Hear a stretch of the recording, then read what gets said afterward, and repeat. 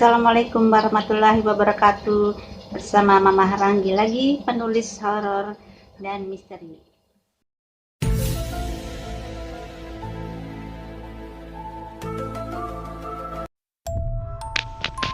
Sesuai janji Mama akan membicarakan tentang asal-usul kuntilanak. Kalian pasti sudah pernah membaca sejarah kuntilanak dari berbagai media. Kuntilanak ini dari bahasa Melayu yaitu Pontianak atau Puntianak atau sering disingkat Kunti, adalah merupakan sosok hantu yang dipercaya berasal dari perempuan hamil yang meninggal dunia atau wanita yang meninggal karena melahirkan dan anak tersebut belum sempat lahir. Jadi nama Puntianak merupakan singkatan dari perempuan mati beranak. Jadi kata Pontianak ini mendapat namanya karena konon katanya Abdurrahman Al-Qadri, pendiri Kesultanan Pontianak, diganggu hantu ini ketika akan menentukan tempat pendirian istana. Ini menurut versi dari beberapa sumber.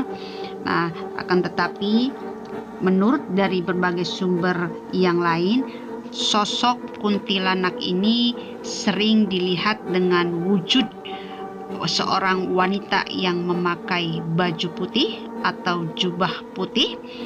Dia kadang terlihat sangat cantik tapi juga terlihat sangat buruk ya wajahnya. Jadi ada yang mengatakan bahwa kuntilanak ini wujud dari perempuan yang hamil kemudian meninggal, atau perempuan yang belum sempat melahirkan, atau perempuan yang melahirkan tapi meninggal. Apakah ini fakta atau hoax?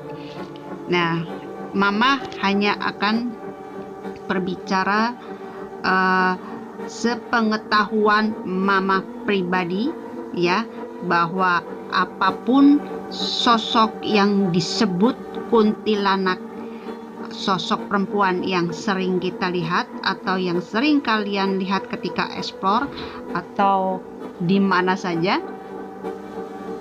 menurut Mama ini bukan sosok yang disebut dengan arwah penasaran, karena ada yang menyebutkan bahwa kuntilanak ini adalah sosok arwah perempuan yang mati penasaran karena tidak sempat melahirkan, keburu wafat ya. Sekali lagi Mama tekankan kepada kalian bahwa menurut Mama apa yang kita lihat adalah sosok perempuan yang berjubah putih ini adalah sosok jin.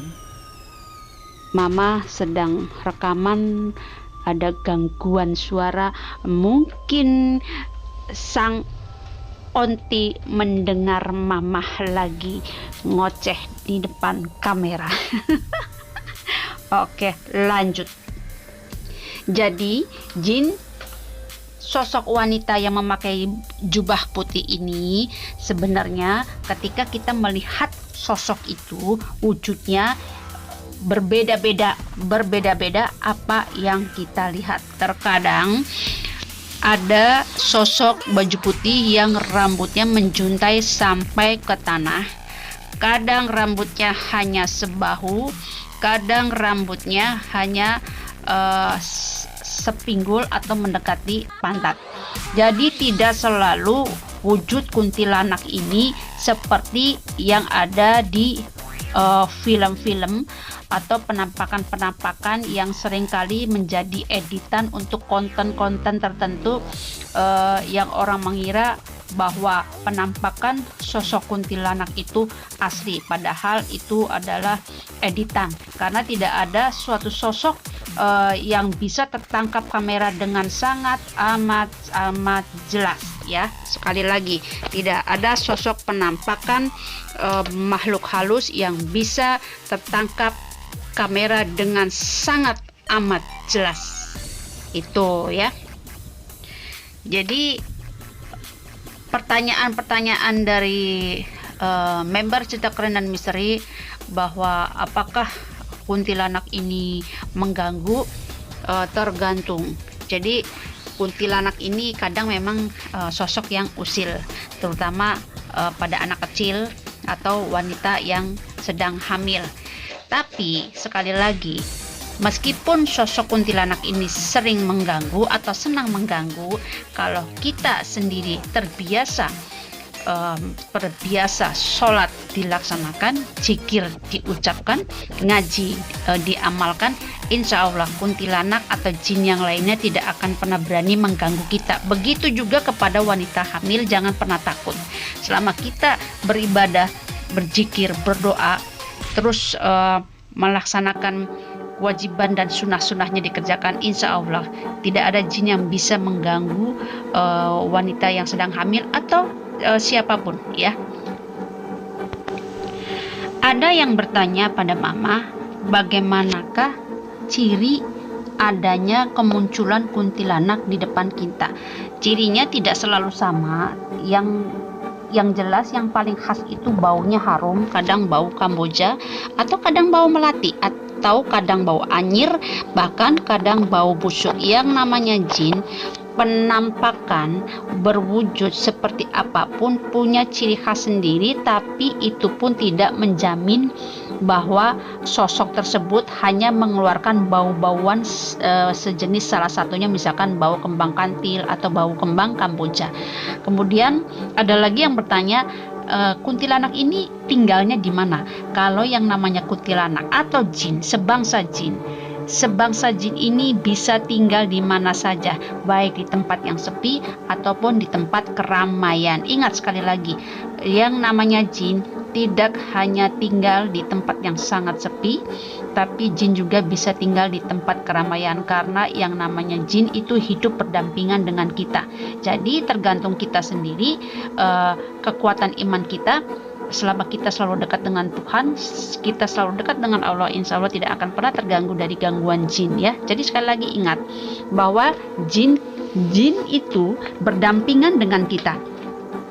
Jadi kalian jangan bertanya sosok kuntilanak ini biasa tinggal di mana. Sosok kuntilanak, pocong atau apapun bisa berwujud di tempat yang sangat sepi atau di tempat yang sangat ramai sekalipun ya. Bahkan di masjid sekalipun ada jin yang bisa masuk ya. Jadi jangan mengira bahwa jin tidak bisa masuk di salah satu rumah yang misalnya rumah kita sih tidak bisa dimasuki jin. Semua rumah bisa dimasuki jin, terkecuali rumah itu sering diamalkan ayat-ayat suci Al-Quran, insya Allah jin tidak akan mengganggu kita. Apa saja jin yang tidak pernah mengganggu kita? Salah satunya adalah jin Islam. Jin Islam biasanya tidak akan mengganggu kita. Kalau jin kafir atau jin yang lain-lain, jin yang jahat, biasanya dia akan merasa panas ketika memasuki rumah yang selalu dibacakan ayat-ayat suci Al-Quran atau selalu dibacakan doa atau menjadi tempat ibadah. Itu yang paling utama ya.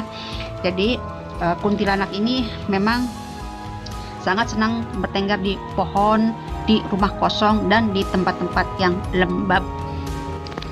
Yang jelas kuntilanak ini memang sangat suka selain di tempat keramaian itu, di tempat yang sangat sepi, di rumah kosong, di pohon-pohon yang sangat besar, di air juga, atau di makam. Kunti ini senang sekali tinggal di tempat seperti itu. Next, besok Mama akan membahas tentang asal-usul tentang pocong.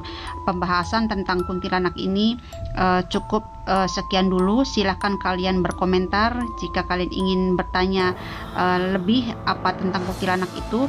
Insya Allah Mama akan menjawabnya.